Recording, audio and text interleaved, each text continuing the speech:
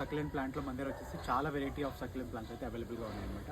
So బేసిక్గా ఏంటంటే succulent plants మనకి చాలా ఈజీగా గ్రో చేసుకోవచ్చు. మనం టేబుల్ టాప్ వైజ్ చాలా బాగా యూజ్ అవుతాయి అనమాట. సో బేసిక్గా ఈ ప్లాంట్ చూసారు కదా, ఇది వచ్చేసి మనకి ఇచివీరి అనమాట.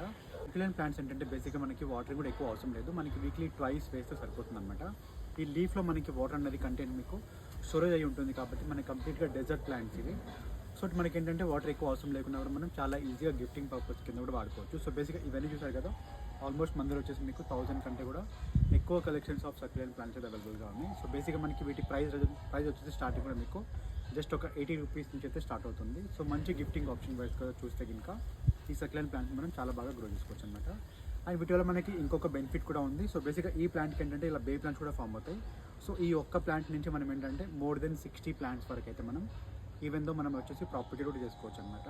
సో ఈజీ మెయింటెనెన్స్ ప్లాన్ కోసం ట్రై చేస్తే ఎవరైతే మనకి కొత్తగా లైక్ బిగినర్స్ ఉంటారు కదా, లైక్ కొత్తగా గార్డెనింగ్ చేసే వాళ్ళ కోసం అయితే ఈ సక్యులెంట్ ప్లాంట్ మనం చాలా ఈజీగా గ్రో చేసుకోవచ్చు అనమాట.